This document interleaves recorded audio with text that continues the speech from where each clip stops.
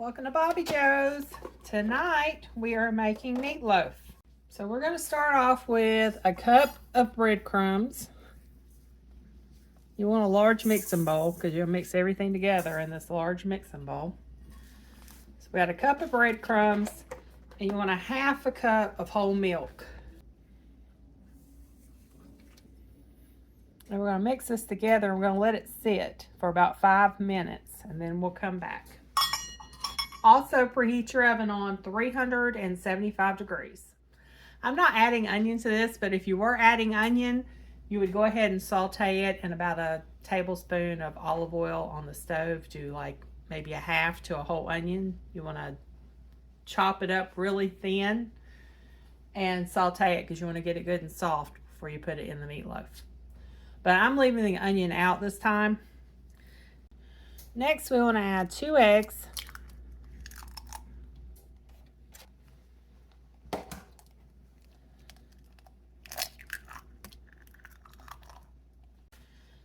Half a cup of ketchup.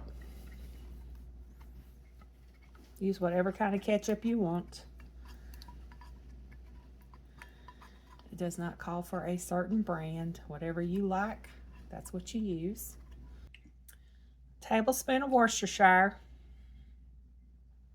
Is that how you say that? Worcestershire? Sure.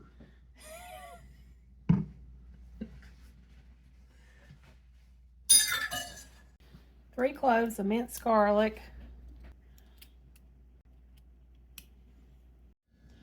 a teaspoon of salt, a teaspoon of black pepper, a teaspoon of Italian seasoning. All right, we're gonna mix all this together. You gotta decide what you're gonna cook this in. If you're gonna cook it on a baking sheet, you wanna line it with aluminum foil or parchment paper for easier cleanup. You can also cook it in a loaf pan. It may be a little too big for the normal size loaf pans because I am cooking a little extra beef in this. I'm going to cook mine in my cast iron skillet. But just mix everything together and then we're going to add in the ground beef. You need about 1.5 pounds of ground beef, 1.5 pounds to 2 pounds of ground beef because I think I'm going to have about 2 pounds. This might be a little frozen in the center still. We'll see. It's a little bit, but it'll be all right.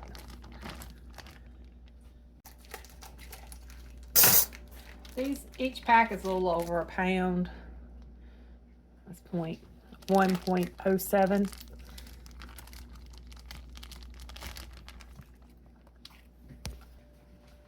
Okay, wash your hands or the YouTube hand washing police will get you. And just use your hands to mix everything together. See right here, it's still frozen some.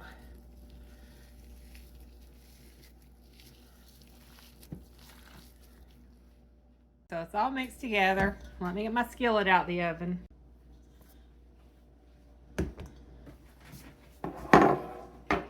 I don't put parchment paper or aluminum foil down in my skillet. Got it heated some, so it'll be all right. You can actually press it down and make it one big circle, like a skillet meatloaf, the shape of your skillet, or you can actually have it in a loaf, which you need to go ahead and shape. Because your skillet's hot. I'm gonna have it on a loaf. I'll shape it up a little bit. Okay, before we stick it in the oven, I need to glaze it. So I've got, that's Bobbi Jo in there barking, but I've got 1/2 cup of ketchup. We want about a teaspoon or so of Dijon mustard, a tablespoon of apple cider vinegar,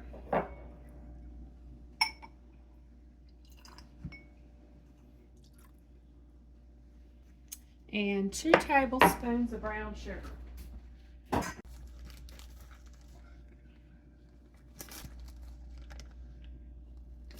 And we're going to mix this all up and we're going to brush it across the meatloaf.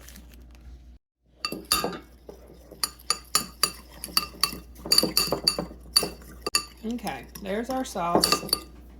Okay, we are going to brush half of this over the meatloaf. the top and the sides. And then we're going to save the other half for after the meatloaf is done a little better. We're going to bake it on 375 for 45 minutes. Then we're going to pull it out of the oven and put some more glaze on it.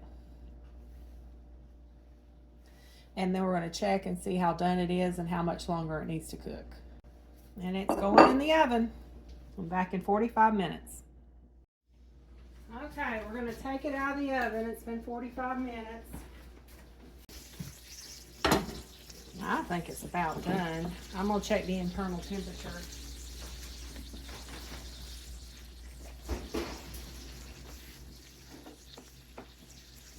It should be 165 degrees Fahrenheit at the deepest, thickest part of the meatloaf. It's almost done. About 15 more minutes. 163, it probably is not even 15 minutes, but I'm going to put the rest of this sauce on it, and we're going to bake it for 15 more minutes. It should be done.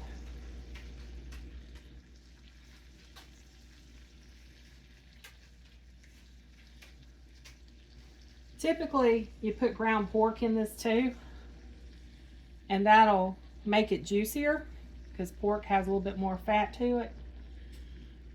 I didn't have any ground pork.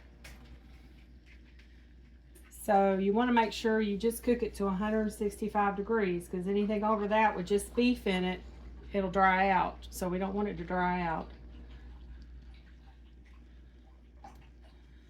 All right, going back in the oven for 15 minutes. 15 minutes, we're going to check the temperature again. Might help if I turn on my thermometer first. Now you just kind of stick it like, you don't want to stick it all the way down, just halfway in. Because if you stick it all the way down, you're touching the skillet, and the skillet's going to be naturally hot after being in the oven that long. 165.4. This end's like 166, 170. I think we're good to go. We're going to let it sit here for about 10 minutes. If you want it to be toasted on top, stick it back in under broil for just a couple of minutes just to get that toasted on top. I'm going to leave it like it is. And we're going to let it sit here for 10 to 15 minutes. If you cut it right away, it'll crumble, especially with just ground beef.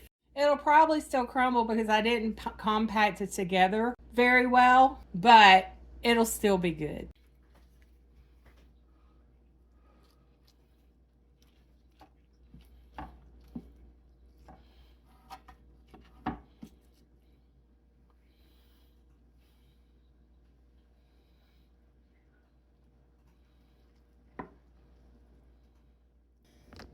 That's a good looking meatloaf, y'all.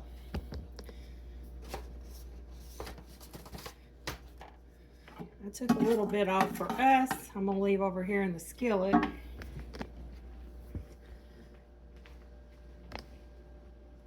And this is gonna be a to-go plate.